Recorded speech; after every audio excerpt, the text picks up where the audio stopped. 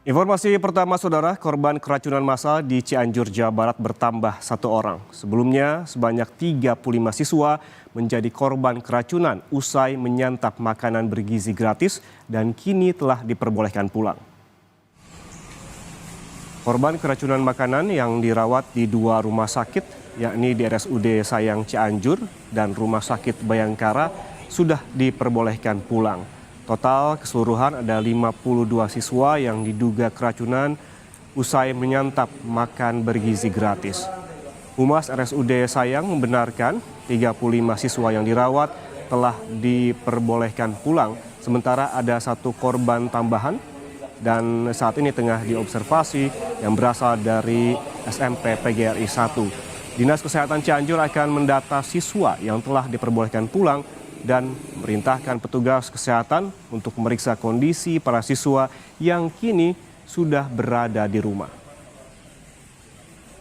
Pihak kami RSUD Sayang Cianjur memang betul semalam itu menerima pasien yang berjumlah 35 siswa yang terindikasi keracunan makanan, diantaranya 25 perempuan dan 10 orang laki-laki. Namun sejauh ini masih kita selidiki penyebab keracunan tersebut dan sudah ditangani oleh pihak terkait. Pihak rumah sakit Sayang lebih memfokuskan memberikan pelayanan yang terbaik kepada pasien yang terdampak. Semua pasien telah diobservasi, yang 35 orang itu sudah diperbolehkan pulang. Oh, tadi pagi ada sempat masuk 1? Betul, sempat masuk 1 dari PGRI 1, cuman sedang diobservasi. Sebelumnya, puluhan pelajar SMA di Cianjur, Jawa Barat, keracunan massal diduga usai menyantap makanan bergizi gratis pada jam pulang sekolah. Para korban mengalami mual, pusing, dan juga muntah-muntah mendapatkan perawatan medis di Rumah Sakit Umum Daerah Sayang Cianjur. Dinas Kesehatan Kabupaten Cianjur sudah menyita bukti makanan yang nantinya akan dibawa ke laboratorium untuk mengetahui pasti kandungan yang berada di dalam makanan.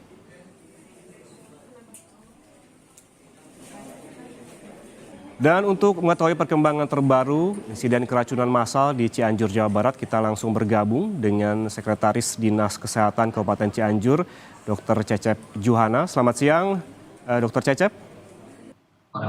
Selamat siang, Pak Yan. Dr. Cecep, bisa diceritakan ini bagaimana kondisi siswa yang menjadi korban keracunan dan apa gejala yang terlihat dari para korban ini? Ya, terima kasih. Kami dari Dinas Kesehatan sudah melakukan langkah-langkah antisipatif supaya para korban keracunan makanan ini tidak tambah berat kondisinya. Dan alhamdulillah setelah mendapatkan penanganan di Rumah Sakit RSUD Sayang Cianjur dan satu lagi di Rumah Sakit Bayangkara Cianjur. Untuk yang di RSUD Sayang, total yang terakhir terdata oleh kami ada 35 siswa yang masuk dari hari kemarin sampai pagi hari tadi, dan 35-nya sudah bisa dinyatakan untuk pulang ke rumahnya. Ya.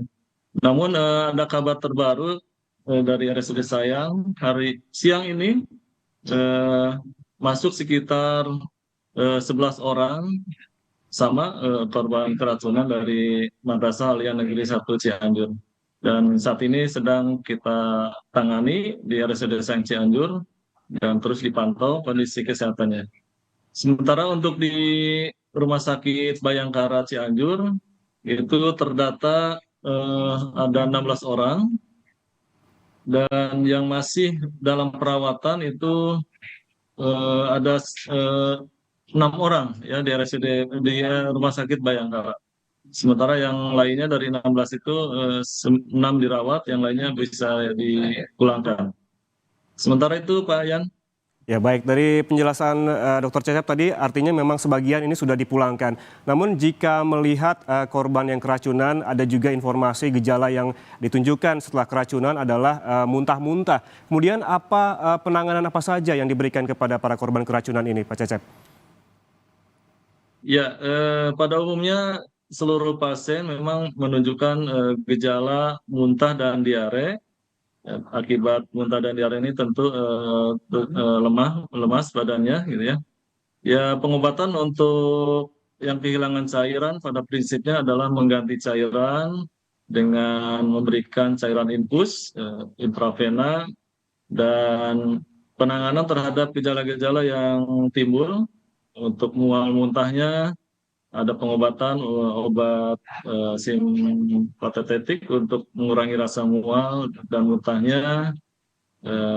Kemudian diperbanyak untuk minum cairan yang lebih banyak dibanding biasanya.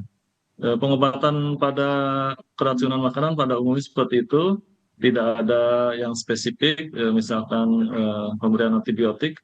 Pemberian antibiotik kita menentukan dulu jenis kuman yang saat ini sedang kami lakukan pemeriksaan bekerjasama dengan Labkesmas Provinsi Jawa Barat. Ya, kita sudah berkoordinasi dengan Labkesmas Jawa Barat. Jadi pengobatannya kita berikan cairan sebanyak-banyaknya, baik secara oral, diminum, ataupun dengan cairan infus, Pak Yan. Ya, Dokter Cecep, apa sih yang bisa dilakukan ke depannya mungkin untuk bagi para guru dan juga para murid untuk mengetahui begitu apakah makanan ini berbau atau seperti apa yang tidak layak makan atau berpotensi keracunan begitu?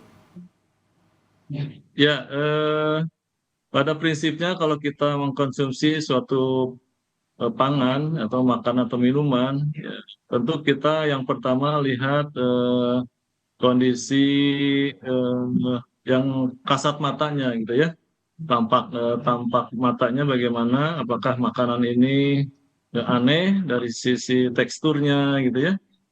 Nah, kemudian kita coba cium, barangkali baunya beda ya dengan khas makanan itu yang biasanya kalau dalam keadaan segar seperti itu, seperti begini ya. Kalau kita cium berbeda dengan kondisi biasanya ya kita jangan lanjutkan ya. Kemudian tentu dari rasa ya, kita cicipi sebentar. Kalau melihat keanehan, kita cicipi. Kalau ada perubahan rasa dari rasa yang aslinya makanan itu, ya tentu kita jangan lanjutkan ya. Jadi lihat tampilannya, lihat aroma baunya, lihat atau rasakan rasanya gitu ya Pak, supaya kita kalau sudah dimakan tidak menimbulkan efek negatif gitu ya. Baik.